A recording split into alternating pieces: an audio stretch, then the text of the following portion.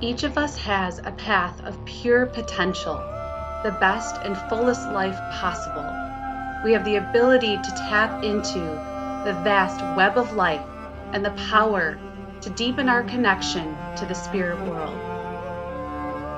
We are creators of our lives and can shift our experiences at any moment to live our highest path. To be alive is magic, and through this knowledge, we can heal and transform anything we wish.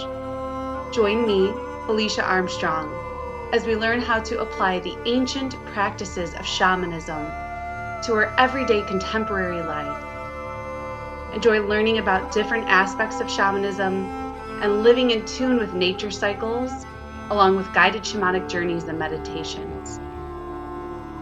I am Felicia Armstrong, and this is Shamanic Living. Hi, beautiful souls. Welcome to Shamanic Living. Thank you for being with me today and taking time to connect in with the realms of the unseen. Please remember to rate and review if you're enjoying the show. I hope that you had an amazing Samhain or Halloween, and I hope that October was a magical month for you. We did our usual celebration of having a dinner for the dead. So this is a time where we intentionally connect to our ancestors. It's something that I'm doing all the time, we're trying to do. And during Samhain, the veil is thin between our world and the world of spirit. So it's an especially good time just to connect in with your ancestors and honor them in some way. So a dinner for the dead is a beautiful time to do that, especially with family. You could make an amazing meal and then just invite your ancestors in to dine with you and show them love and that you're remembering them. So my kids have gotten a little bit older and they were really able to understand what we were doing, and that made it so much more special. I always think about my ancestors and these amazing people that came before us and how my children will never know them in the way that I did.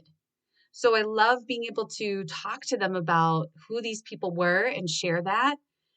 And a day that's created for doing this is such a wonderful time for the living and for those who have passed on. So we made an awesome seasonal meal, which I can't get my children to do much cooking at this point, but it was awesome to be able to do that with my husband.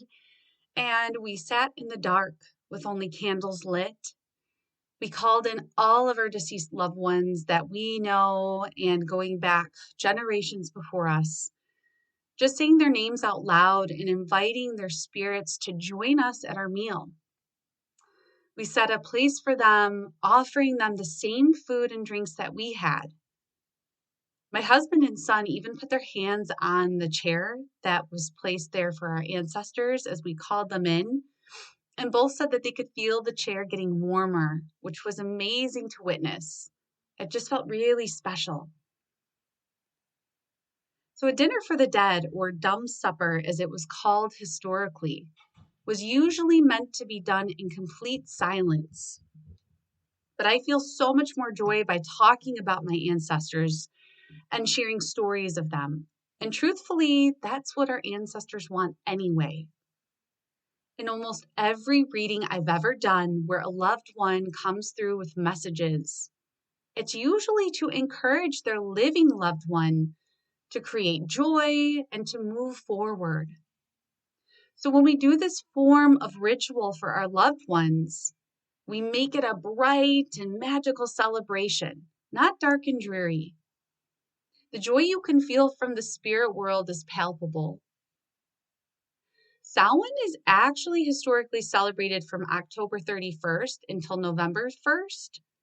And the Day of the Dead, the Mexican holiday, in honoring and celebrating the deceased, typically is celebrated until November 2nd.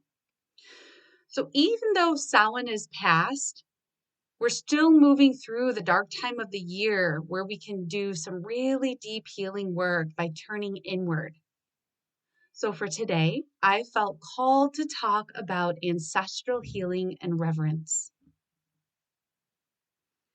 My entire life, I've felt so energetically connected to my own ancestors. largely because one of the first ways that I learned about my intuitive gifts was through dreams where I connected to my loved ones that had passed. I still have visitations this way and frequently journey to family members that have passed on that I knew, and also my ancestors that I haven't met, which can be such a powerful practice to get to see what was really there, what goes back in your lineage. Because through liminal space, we can connect with any divine essence that we wish. I feel honored that I can work with them through my dream state and intentionally journeying to them. And really, most people have had visitations from their loved ones, a dream, or felt their presence around us, or even received a sign. And most of us want to feel them close. So it's such a powerful practice to honor them and invite your loving ancestors in. I do keep using the term loving ancestors because just how all people are not positive, some of our ancestors might not be. So we want to be purposefully connecting to the positivity of our lineage and then doing intentional healing work for any that isn't. I want to make it a powerful point that ancestral healing is deep work that should be gone into with great reverence and knowledge of what you're doing. Shaman and many shamanic healers are well versed in working in ancestral healing. So if you're just beginning, this might be a good way for you to connect. But you can definitely begin on your own in simpler ways as you are learning. So first, let's talk about what is the purpose of ancestral reverence? Why do we want to connect with our ancestors? Well, aside from the fact that a lot of us just love them and miss them, connecting with them can provide us with such amazing opportunities for healing. Just by remembering them, we are sending healing energy back to them, which then ripples out to us, to the rest of our living family members, and any of the future family members we may have. Working with them can help us to understand who we are on a deeper level, our purpose even, the gifts we came into this life with. I look at our ancestry as a thread of great learning opportunity for our human lives. Our ancestors can also offer us protection and guidance. Just as we have spirit guides, angels, spirits of the plant and animal worlds that walk with us, so too do our ancestors. Connecting to them also helps us to heal ourselves, to move forward when a void has been created because they're gone and on the other side. As we call them in and work with them, we can start to really feel their internal presence and know that they aren't far. I think that fact for most people is incredibly healing because most just want to know, are they okay? And truthfully, they're very okay. In fact, they're great. Most spirits that I talk to in readings tell me how wonderful they're doing, how happy and at peace they are. And even if they're still moving through some things to find that pure peace, they're really in beautiful spots. And it always reflects back to me that we're the ones that are still in this really big learning opportunity. Our ancestors are important because they are the threads of energy that we are woven with. We're made of their energy. Their ethnic and spiritual backgrounds are within us, even if we choose a different path. There have been so many times that I have worked on removing ancestral imprints from people during soul retrieval because there is harm being created from issues with their ancestors. We can take on the karma of the issues they had, and trauma can wind its way through our familial lines. So ancestral healing is very deep work that we're usually drawn into because we want to heal generational traumas. So many of us have decided that the way we grew up in will no longer move forward with our children and future generations. And on the flip side, I always say that it's so important to not only heal trauma within the ancestry, but also discover the blessings. Because there are so many, we all contain the gifts, strength, perseverance, and these come down through our ancestral line. We choose soul groups to work with so we can hold certain energies, and it's absolutely not all negative. And typically, when working within ancestral healing, that's what we're looking at. A lot of us are going into the negative parts and healing, and that's wonderful. But we can also discover the beautiful blessings passed on to us. So, how can we honor and work with our own ancestors? Well, firstly, every culture around the world will honor their ancestors in some way. A great place for each of us to start is just by looking at who they were. Ask questions to loved ones still living about those that came before us, the history of our families. I try to always do this. I'm very lucky that I still have grandparents that are alive. And through their older years, they've been able to gift me with such beautiful information that I would have never known about had I not asked. Because a lot of the time, these are not things that you can Google search or find anywhere else. And again, even though we have places that need healing, we still have places of strength and love that are woven through our lives. And one of the most powerful healings I ever did for myself, I was shown past the trauma of my family and to this incredible lineage of women who came before me. All the love and the joy that was there. I had been doing deep healing for so long, I hadn't yet taken the opportunity to look into the places of love and light, and it affected me so deeply. I felt such a sense of peace to see that beauty that was there too. So even though in the West it's not a common intentional practice, I do see that many of us have ways we honor our ancestors. Usually it's because we've learned to through our elder loved ones. One of the ways that many honor the dead is through an ancestral altar. This is a specific place in your home that you can connect to your ancestors and leave offerings for them. Most people will have places like this without officially calling it an altar. Maybe it's a small table or a mantle with pictures of your deceased loved ones, or even a place where memorabilia belonging to an ancestor is placed. If you don't have a place like this and you're interested in creating a special ancestral altar, here's a few tips. One is don't have it in your bedroom, because the intention of your altar is to invite your loved ones to visit, to come and to go. So it can be a high traffic area with a lot of energy going through it. And we wouldn't necessarily invite loved ones to hang out in our bedroom while we're asleep. So we wouldn't want our altars there either. I personally have mine in the living room. I have a small wooden table that belonged to my husband's grandparents. And on the top of it, I have this beautiful tray that was handed down through my Sicilian heritage. I always have a candle on it and objects or jewelry, things that belong to my deceased loved ones that I'm honoring. And I frequently will leave out fresh water and food offerings based on what we're eating, as well as seasonal fruits or vegetables, and even the things that I feel that my particular ancestors would want. So it's a time to really get creative and feel into what feels right for you.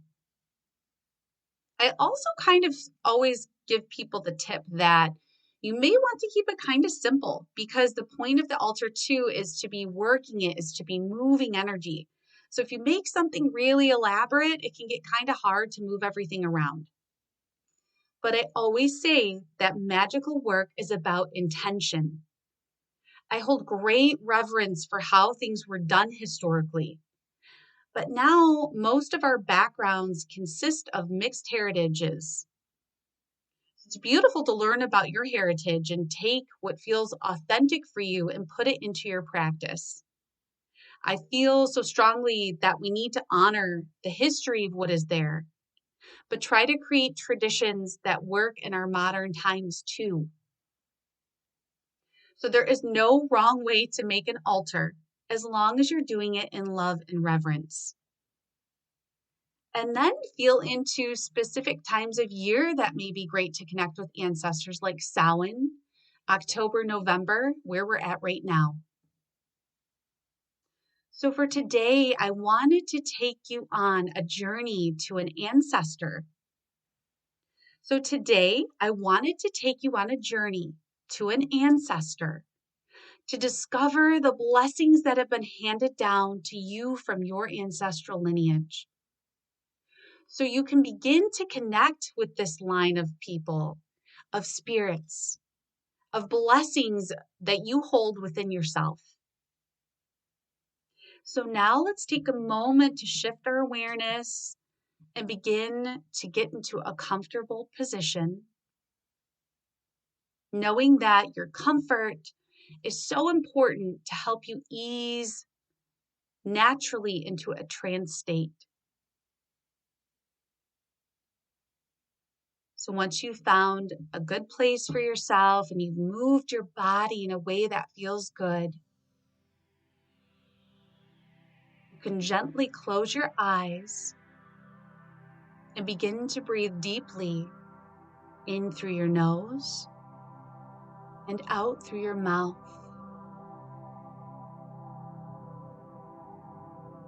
Feel your breath go all the way down to the bottoms of your feet,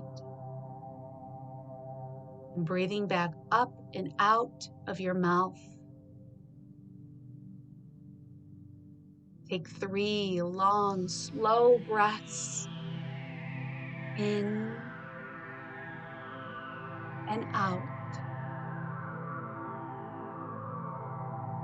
in and out,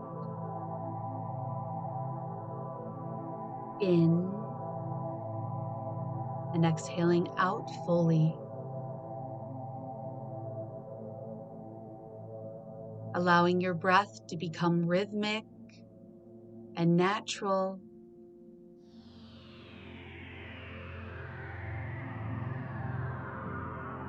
Begin to see a waterfall of luminescent white energy pouring down from above.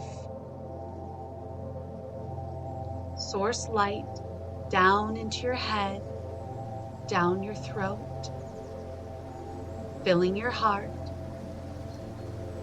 White light pouring into your abdomen, filling your womb, and pouring out your legs and down your feet.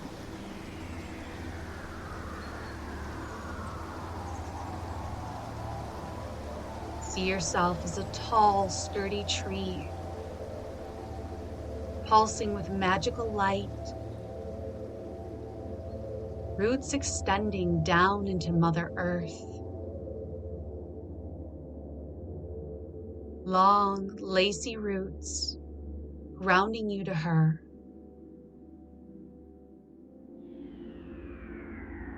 Feel your aura expand up, higher and higher, like the longest branches of a tree, connecting you to source energy, grounding and opening you all at once.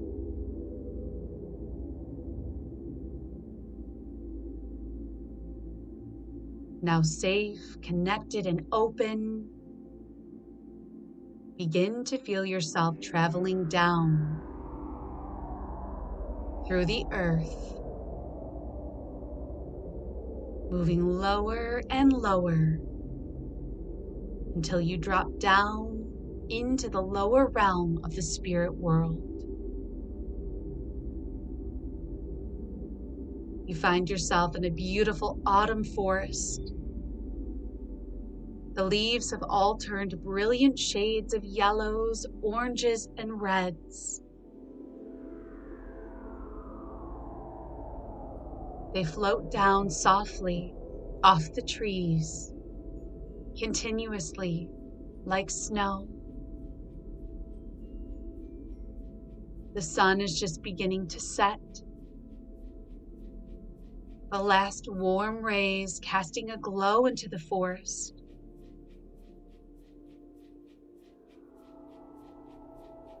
You see a crackling fire up ahead, a bit deeper into the trees, and feel called there.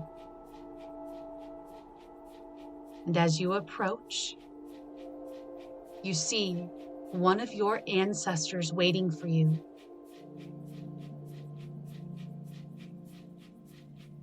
They smile in acknowledgement. So happy to be having this meeting with you.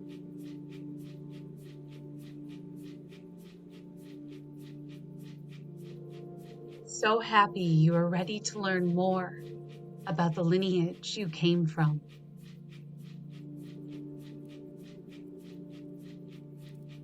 Take in your ancestor.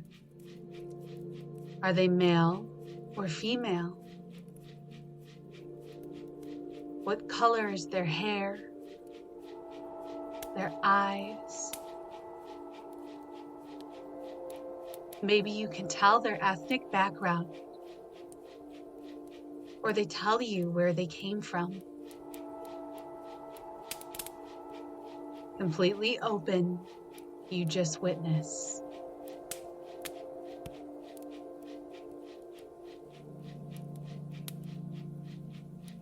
Your ancestor greets you and tells you their name, inviting you to sit in front of the fire. They tell you why they came today.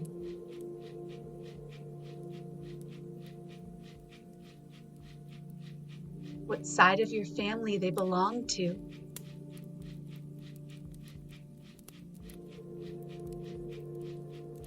And now your ancestor begins to tell you about, or even show you, the beautiful gifts that you hold, passed down through your lineage. There may be gifts of strength, of compassion, or even things more specific. And you take it all in.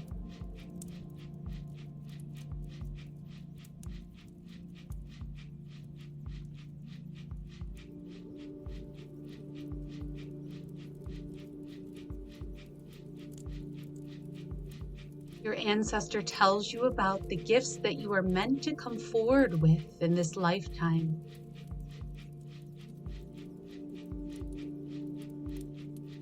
This knowledge helping you to move forward in your life now.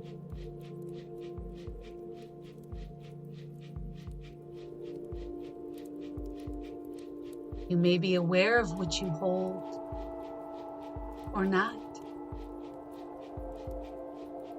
Either way, this is so helpful to remind you of the power that you contain.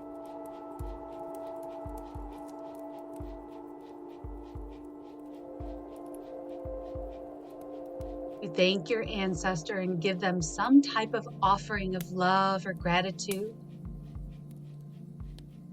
That may be energy, radiating healing light, whatever feels right.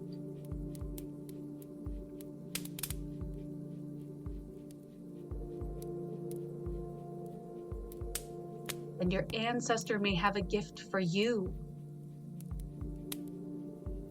Whatever it is to help you.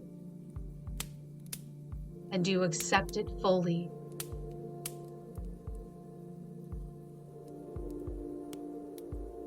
Your ancestor lets you know that you can come back at any time for guidance and healing. You thank them and begin to allow all of these beautiful images to fade, bringing your attention back to your space, to your body, taking a big, deep, anchoring breath in, feeling yourself fully present and fully back, opening your eyes gently.